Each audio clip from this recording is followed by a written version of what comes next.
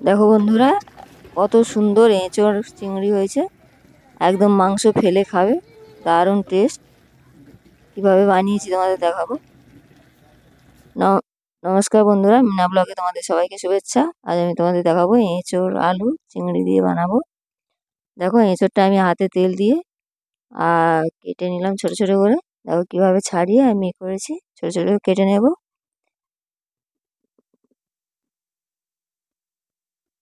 ছোট ছোট কিলো, আমি 1 কিলো এঁচোড় নিয়েছি।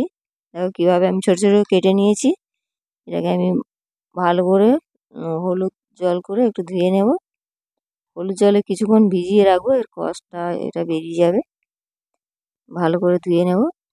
দেখো আমি কিভাবে একটা আলুও কেটে দিয়েছি আমি। আর কিভাবে আমি হলুদ জলে একটু ভিজিয়ে রেখেছি, 10 মিনিট পরে আমি এটাকে ছেঁকে তুলে নেব ভালো করে ধুয়ে। আর চিংড়ি মাছ নিয়েছি, চিংড়ি মাছটাকেও কেটে নেব। দেখো চিংড়ি মাছটা আমার কেটে নিয়েছি। পরিমাণ মতন লবণ আর পরিমাণ মতন হলুদ দিয়ে এটাকে আমি ভালো করে মেখে নেব। আর তেল গরম হয়ে গেছে কড়াই। দেখো আমি কড়াইতে তেল দিয়েছি। চিংড়ি মাছটা আমি অল্প ভাজবো। দেখো চিংড়ি মাছটা দিয়ে দেবো, একটু নেড়ে চেড়ে 5 মিনিট নেড়ে চেড়ে আমি চিংড়ি মাছটা তুলে নেব।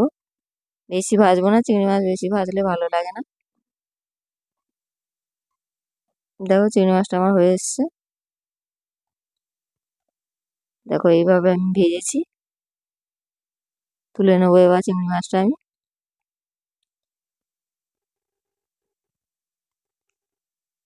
ওই তেলেই আমি আলু দিয়ে দেবো। আলুটাও আমি একটু পরিমাণ মতন লবণ আর হলুদ দিয়ে ভেজে নেব ভালো করে, লাল করে।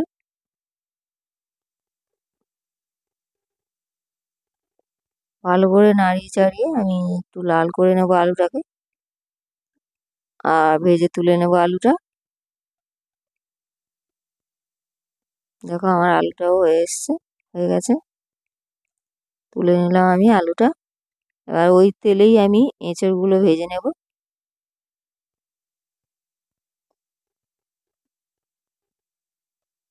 ভালো করে কষিয়ে কষিয়ে আমি পরিমাণ মতো লবণ আর হলুদ দিয়ে এটাকে ভালো করে মানে ভেজে তুলে নেব।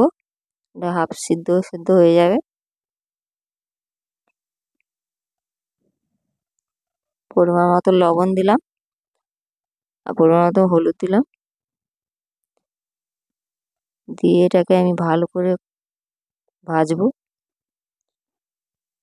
দেখো ভালো করে নাড়িয়ে নেব, নুন হলুদটা ভালো করে মিশিয়ে ভালো করে এটাকে আমি ভেজে নেব।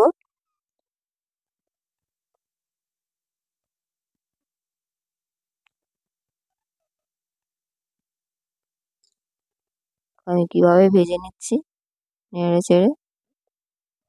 দেখো একটা হাফ হাফ হয়ে এসছে। দেখো আমার কিভাবে ভাজা হয়েছে। এবার আমি এটা তুলে নেব।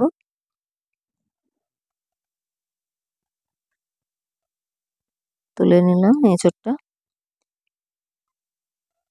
তুলে নিয়েছি। এবার আমি তেলে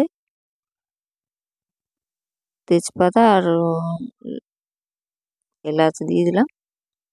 এলাচটা একটু ছিঁড়ে দিয়েছি আর দুটো বড় বড় পেঁয়াজ আমি কুচিয়ে দিয়েছি। পেঁয়াজটা একটু বেশি দিয়েছি। একদম মাংস ফেলে খাবে বন্ধুরা, দারুণ টেস্ট। তোমরা এভাবে বানিয়ে খাও, সাথে থাকো, লাইক করো, কমেন্ট করো আর শেয়ার করো।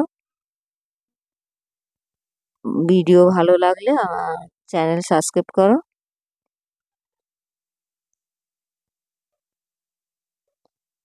পেঁয়াজটা আমি লাল করে একটু ভেজে নেব। দেখো পেঁয়াজটা লাল হয়েছে, একটু আদা রসুন দিয়ে দিলাম 1 চামচ। হলুদ দিয়ে দিলাম পরিমাণ মতন। ভালো করে একটু নাড়িয়ে নেব আদা রসুন।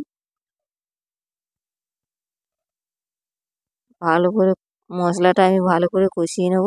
দেখো একটু লঙ্কার গুঁড়ো দিয়ে দিলাম, যে যেমন ঝাল খাবে পরিমাণ মতো দেবে।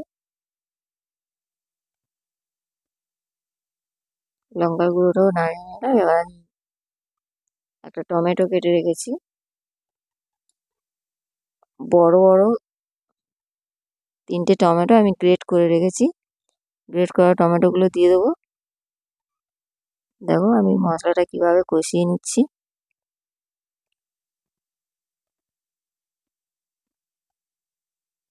তোমরা চাইলে একটু এতে তেল যদি কম মনে হয় তোমরা একটু তেল দিতে পারো, আমার তো তেল কম হয়নি, একটু তেল কমই খাই আমি।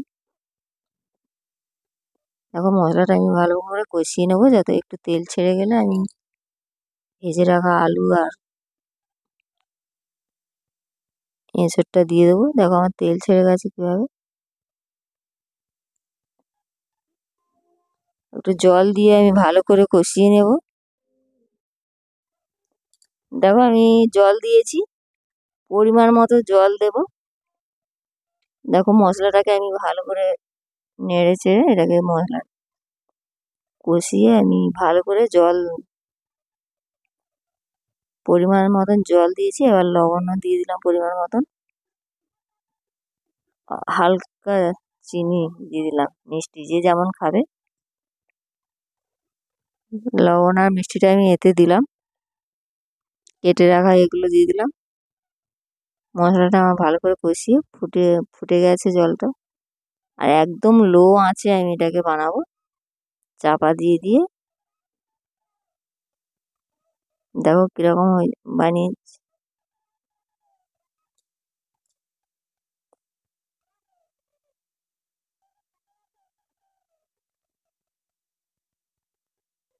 আমি চিংড়ি মাছটাও দিয়ে দিলাম।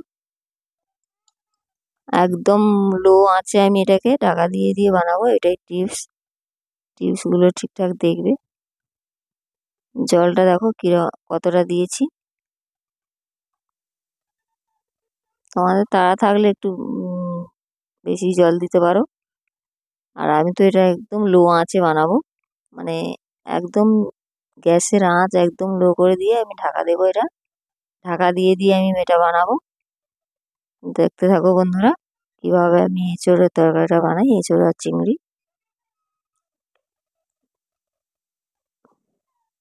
দেখো গরম মশলা দিয়ে দিলাম। আধ ঘন্টা ধরে আমি ঢাকা দিয়ে দিয়ে বানিয়েছি। আর আমি ধনিয়া পাতাও দিয়ে দিলাম।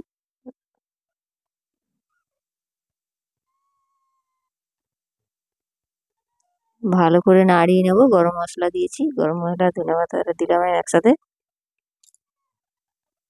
তোমরা ওইভাবে বানিয়ে খাও বন্ধুরা, আর সাথে থাকো। ভালো থাকো সবাই।